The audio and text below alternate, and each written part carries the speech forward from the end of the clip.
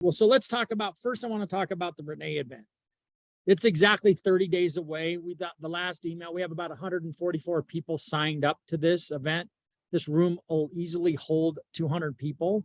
So we've got 30 days. There's plenty of time. And let me explain something to you. This was really expensive and I'm not done paying for it because the room's not cheap either. And we just need to let's get our money's worth, all of you. None of us are that busy right now. There's no reason why we can't be doing some extra prospecting activity that would just give you the opportunity to get in front of some people and then create, like, the whole idea behind this was multiple sales calls with real estate agent partners. I know that Giuseppe typically doesn't have a lot of time to do any prospecting. He's having great results getting out and meeting with some people.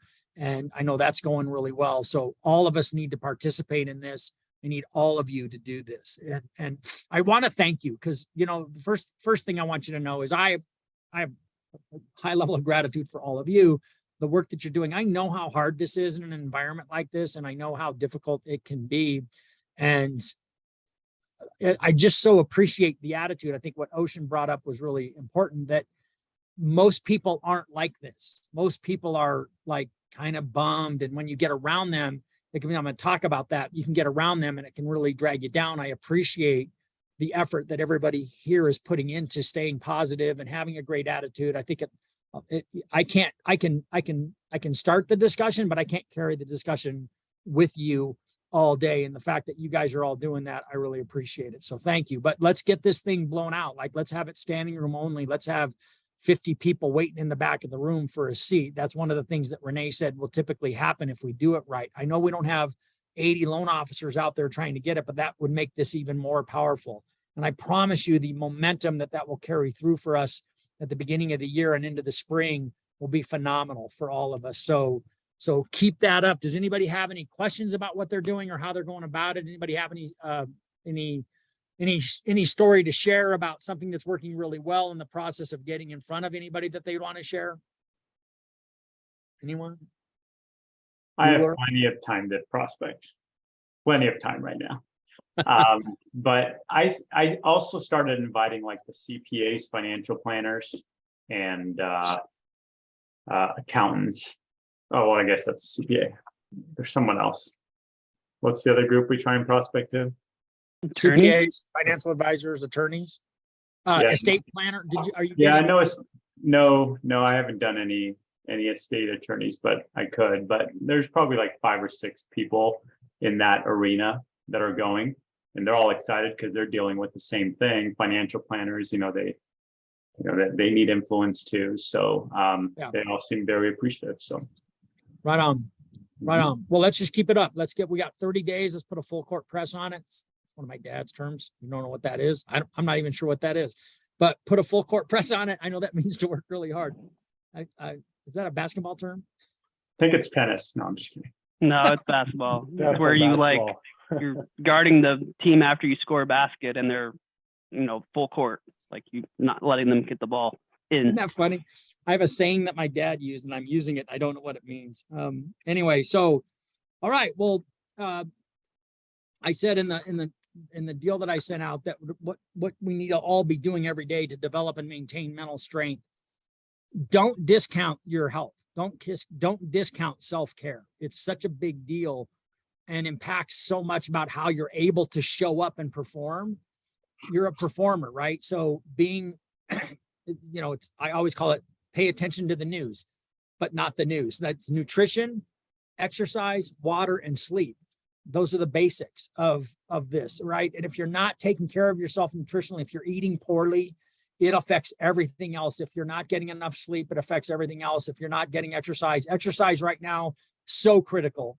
Move for 30 minutes. Everybody has 15 to 30 minutes that they could move. You can do it at home, doing 100 squats and 100 push-ups and 100 sit-ups in whatever order you need to do that in to knock out 100 is great, because the amount of stress that all the endorphins that get released while you're doing that, the amount of stress that you can eliminate, and stress is a killer. And in an environment like this, I'm feeling it. I'm not feeling stress, you guys, but I'm not changing my morning routine one bit. I'm still getting up. I moved it back. You saw what I wrote today. I moved it back to 4:15. I want to have a little more, I don't want to feel as rushed as I've been feeling about getting to the gym and getting the workout done and getting into the sauna when I do. And so all of that stuff matters. And then sleep. You got to get at least 7 hours. For me, at least it's at least 7 hours. And that just requires us to get to bed a little bit earlier and do the things that we have to do to make sure that you can do that. So that's the first thing, is take care of yourself. Make sure that you're not neglecting self-care during an environment like this. And then it's the mental stuff. And we're going to focus on some of the basics of this are, the whole idea of what you focus on expands. He tells a story in this book about, he was on a motorcycle ride. I guess him and his dad took a trip to Sturgis, and his dad sounds like a much more experienced rider than he is.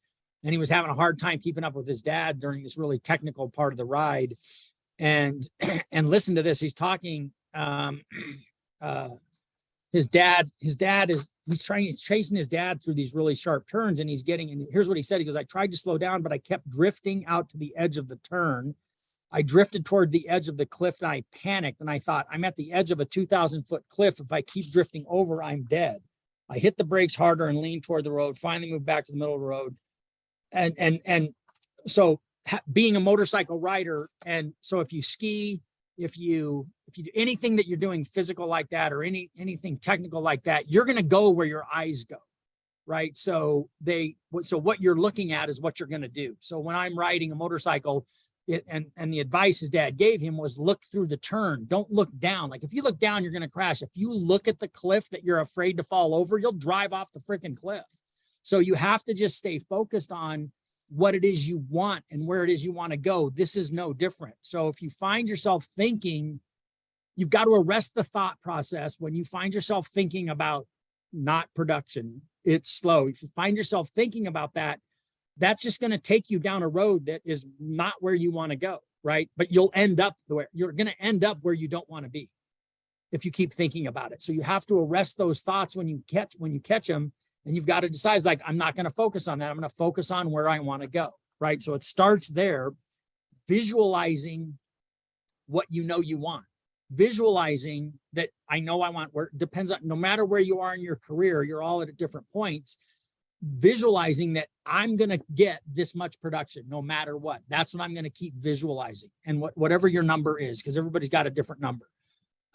But whatever that is, like going, that's what I'm going to visualize. You can't think about, oh no, I don't have any business, or I only have one loan, or I only have 2 loans. Saying those words out loud is like the worst thing that you can do. The second worst thing you can do is thinking those thoughts, and start, instead of thinking, I've only got 1 loan, or I've only got 2 loans, or saying it out loud, is like, how am I going to get 3 loans? How am I going to get 4 loans? What realtor who can I call right now that is going to need my help? Without those thoughts, without being aware of those thoughts, you're going to go down a road that you don't want to go. So that's the first thing. Make sure you're visualizing what you want to do, and then monitoring your self-talk is the next. When you say, do any of these phrases sound familiar? This is like, there are no opportunities. This sucks. No prospects are willing to schedule an appointment. This sucks. It's impossible to get more production. This sucks. I can't sell right now. This sucks. Everything. These are all the self-talks that you do. So this is, this is funny. He goes, when the captain of the suck brigade starts recruiting, don't participate. Right. So when you're around people that are talking about how much this sucks, you got to get away from them. And if you're in a situation where, if you've shown up at an event, Ocean, you show up at an event where people are kind of like, man, this is terrible. It's like going, no, it's not. This is a great opportunity. People are scared. We have the opportunity to educate them. We have the opportunity to show them what they have to do to be able to buy a home. We are where we are, right? The only way that we're going to change that is to change what we want to see in the future. So make sure that you're changing those statements to, there is opportunity out there. I just need to find it. The prospects will meet. I just need to craft a compelling message. These tough times will pass. I can positively control my attitude in the meantime. It can be done. I just need to find another way to make it happen. All of these are that's all of the stuff that you have to participate. That's what you have to focus on, not the, I got to give me a second here, because I got to find another. Anybody want to add anything? I got to find another part of this book. I just lost my spot. Anybody want to add anything? I was just gonna say, these are like very similar to the notes from this podcast this morning. So he was talking about how the power of the spoken word, it's okay to deal with struggles internally via self-talk. But once those words make it outside of your body and you're saying them out loud, it's kind of the beginning of the end. What you should be doing is speaking encouragement and confidence into your situation. So he said, when you speak them out loud, it overpowers the negative thoughts and they become real. So I was thinking about it. I think like everyone, especially if you're really new to the industry, when you're walking around the hall in the office and you see another new LO, you should be like, I will never quit.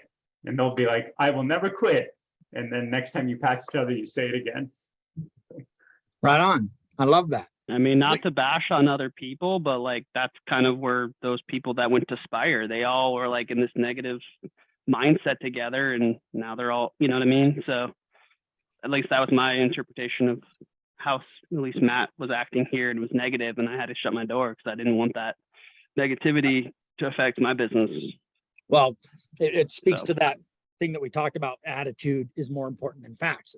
Your attitude is more important than the facts. The facts are the facts. You can't discount the facts, but your attitude about the facts are critical. So I found the part that I was looking for. So this is being a pragmatic optimist. And this is something called the Stockdale principle that you may have heard about. It's in the book, Good to Great, but here's what it is.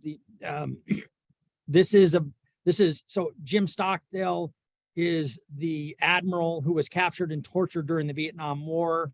He spent 5 years in he was the highest ranking officer at the Hanoi Hilton.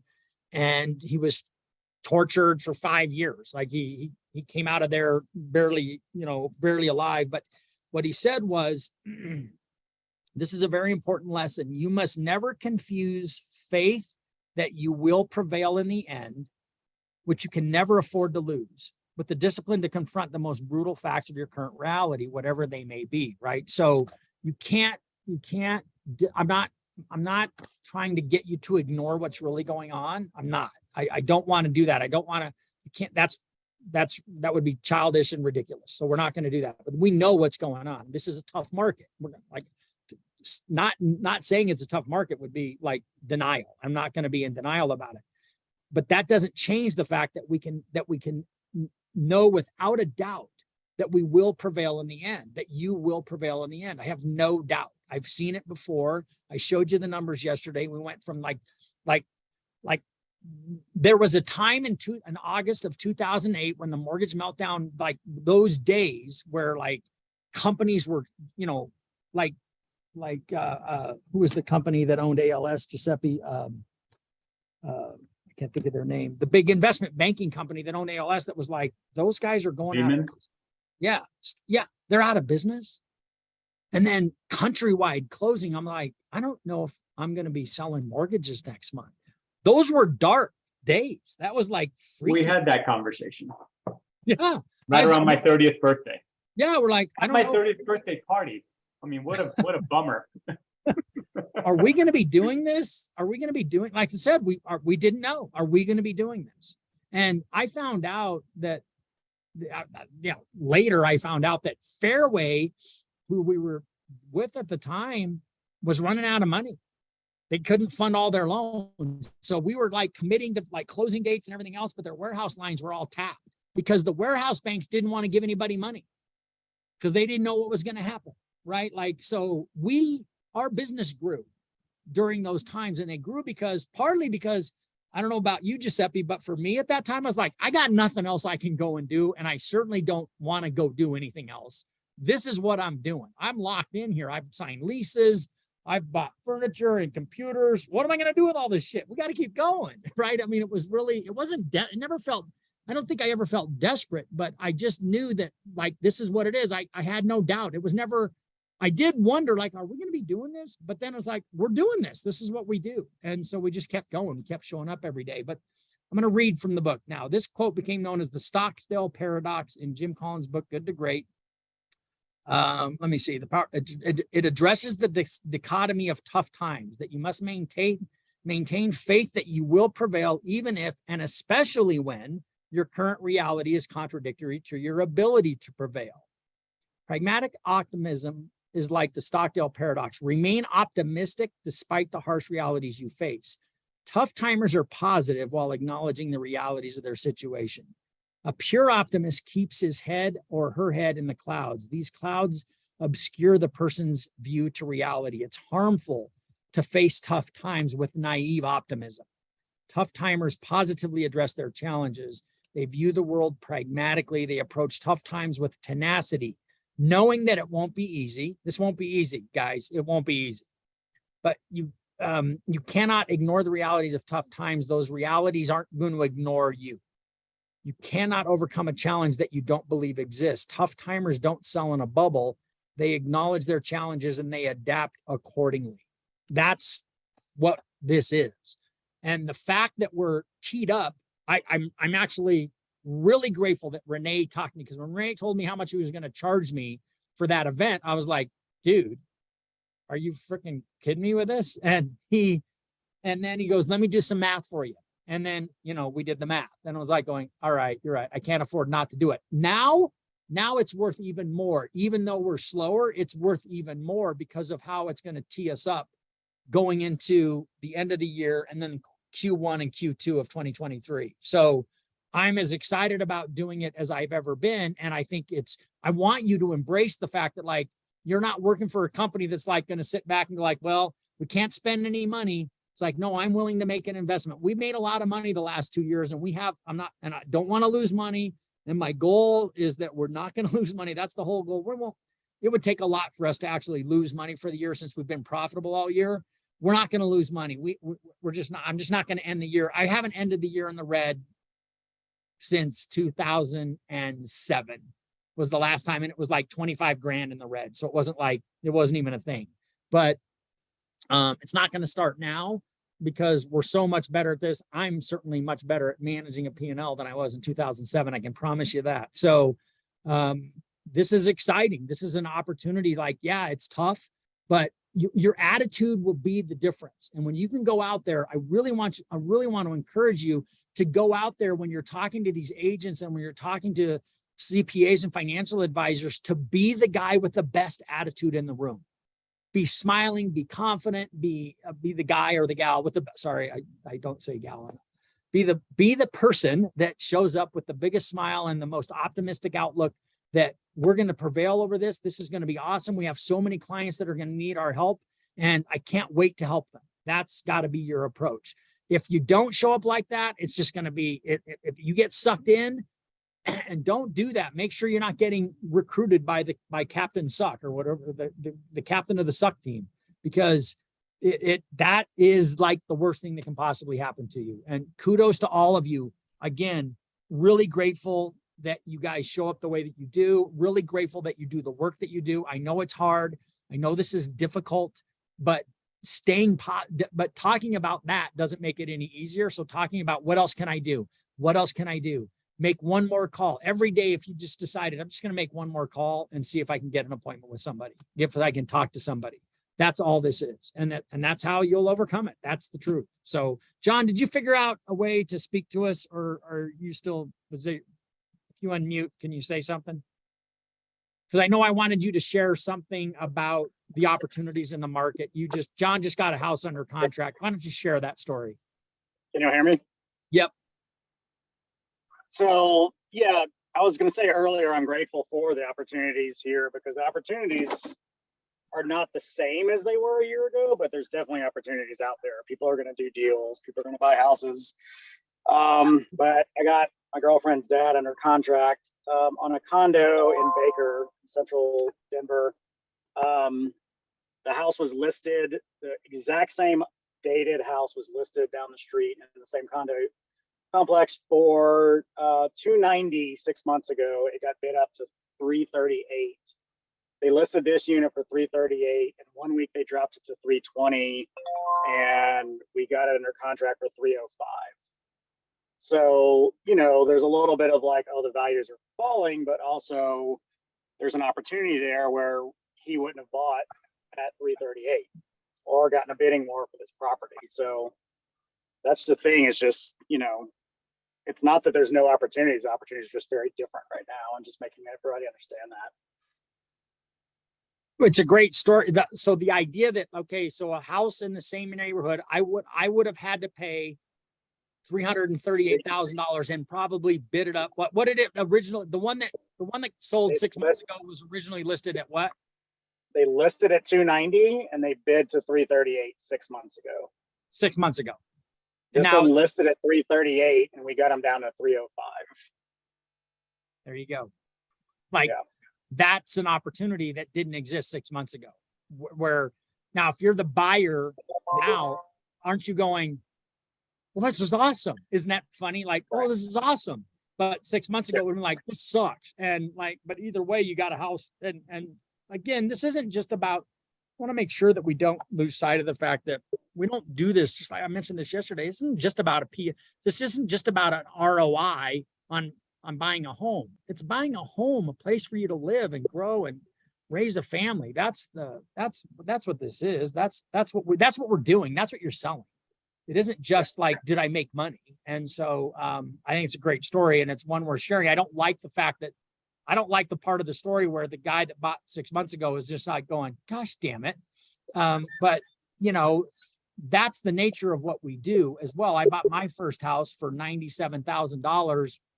And I think a year later, the same model was selling for $86,000 or $88,000. And they were putting in the front yard for them. I actually called Melody Homes and said, hey, you owe me some money. And they laughed and hung up. So, you know, that's the business that we're in, right? That's not going to change. That's always been the business. And then I ended up selling that house years later I made a little money. So it wasn't like, it's just the cyclical nature of this. Yeah. And the payment, if they were financing this deal, the payment on with the higher rate 6 months ago, but the lower price is about the same. And all people care about is the payment.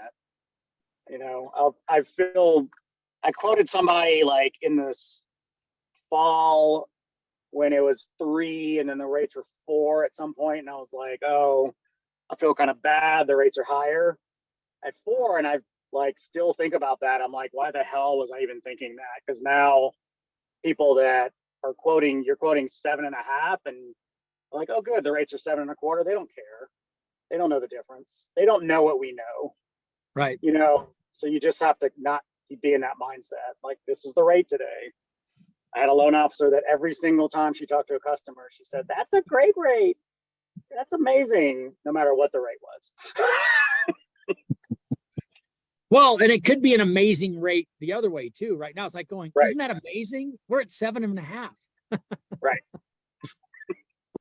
Looks like Jacqueline just shared an example, mortgage coach. So you guys can grab that. Anyway, everybody, I'm not sure if she's still there or not. She's just sitting there. That's it for me today, you guys. Let's have an awesome Friday. Have the idea that you're going to do one more thing. Make sure you're focused on that attitude and pay attention to that self-talk, especially the stuff that you say out loud. All right. One thing. It's National Bosses Day.